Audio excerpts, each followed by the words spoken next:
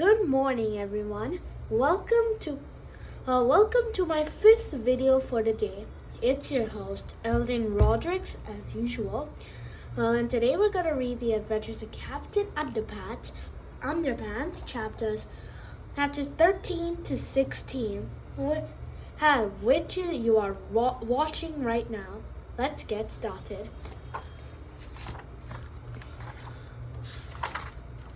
Chapter 13, Bank Robbers. George and Harold rode their skateboards all over town looking for Captain Underpants.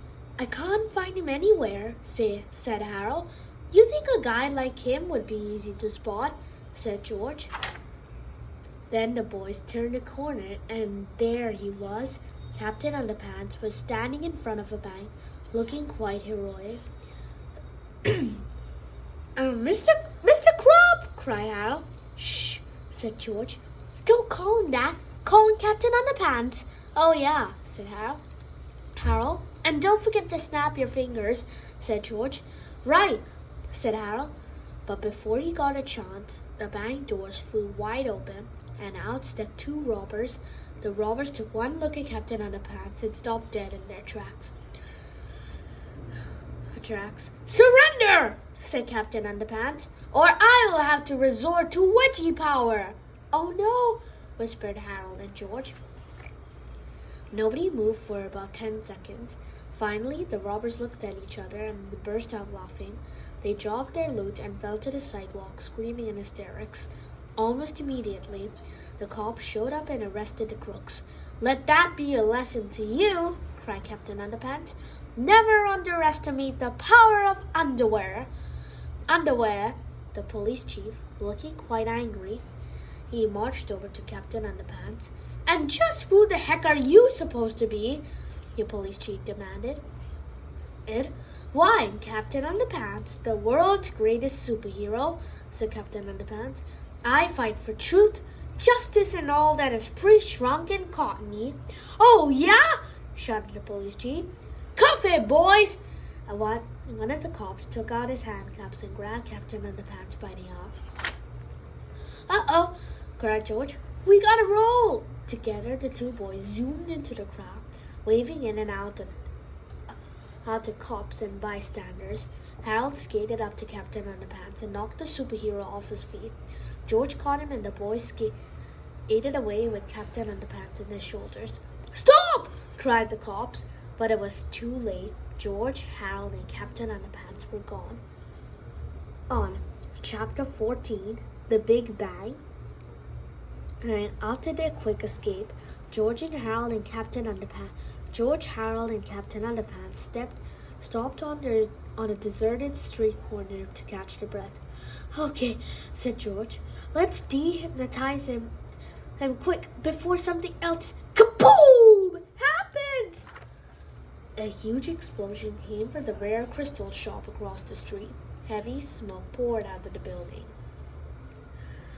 Suddenly, two robots with one stolen crystal emerged from the smoke and jumped into an old van. Did I just see two robots get into a van? Asked Harold. You know, said George, up until now, this story was almost believable. Well, believable or not, said Harold, we're not getting involved. I repeat, we are not getting involved.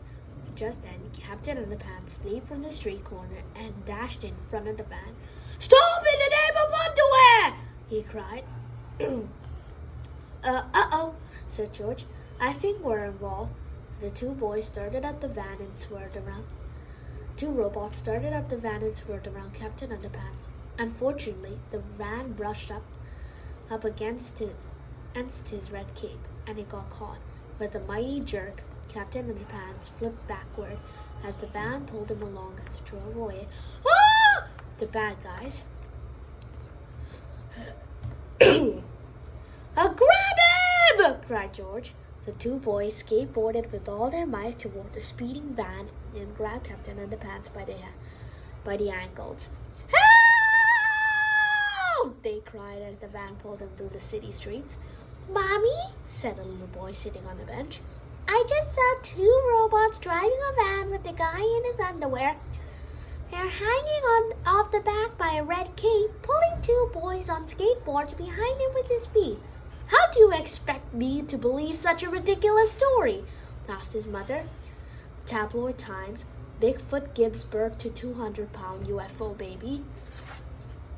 Finally, the van came to a screeching halt in front of an old abandoned warehouse. The sun stopped made Captain Underpants flip over the roof of the van and crashed through the front door of the building. Well, said a strange voice from inside the warehouse. It looks as if we have a visitor. Chapter 15. Dr. Diaper. George and Harold hid behind the van until the coast was clear. Then they sneaked up to the hole in the door and peeked inside. Captain Underpants was all tied up. The two robots were standing guard, and a strange little man wearing a diaper was laughing maniacally. Ha ha ha ha ha! Huh? I am the evil Dr. Diaper, the strange little man told Captain Underpants, and you will be the first to witness my takeover of the world.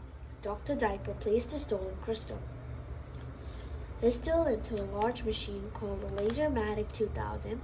The machine started to light up and make loud noises. Heavy gears began shifting and spinning. Laser beams from the crystal shot straight up through a hole in the roof. In exactly 20 minutes, this laser beam will blow up the moon and send huge chunks of it crashing down upon every major city in the world, laughed Dr. Diaper. Then I will rise from the rubble and take over the planet. Only one thing can help us now, said George. What? Asked Harold. Rubber doggy doo-doo, said George.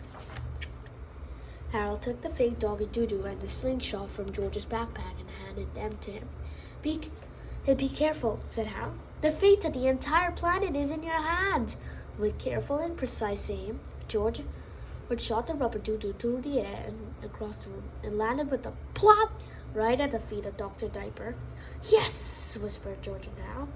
Dr. Diaper looked down at the doo-doo between his feet and turned bright red. Oh dear me, he cried. I'm dreadfully embarrassed. Please excuse me. He began to waddle toward the restroom. This has never happened to me before, I assure you, he said. I guess with all the excitement, I just, oh dear. While Dr. Diaper was off changing himself, George and Harold sneaked into the old warehouse. Immediately, the two robots detected the boys and began marching towards them. Destroy the intruders, said the robot. Destroy the intruders. George and Harold screamed and ran to the back of the warehouse. Luckily,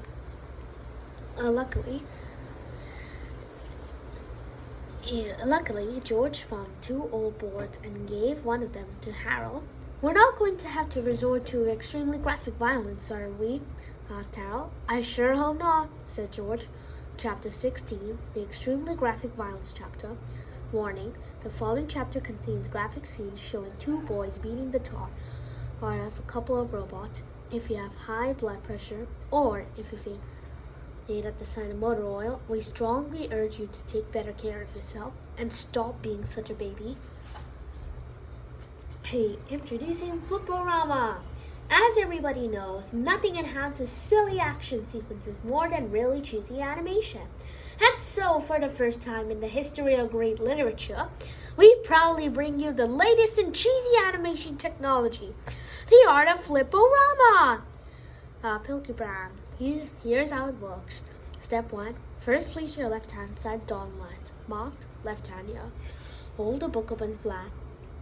At step 2, grasp the right hand page with the right thumb and index finger. Inside the dotted lines, marked right thumb here. Step 3, now quickly flip the right hand page back and forth until the picture appears to be animated.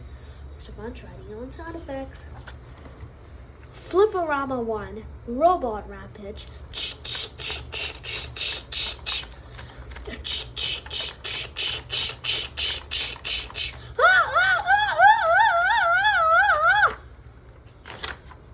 Flipperama 2. George saves Harold.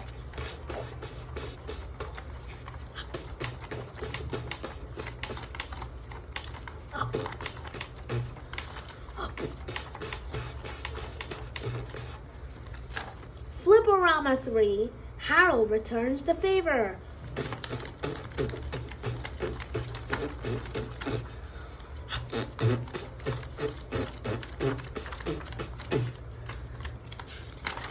Flipperama 4. Mix nuts and bolts.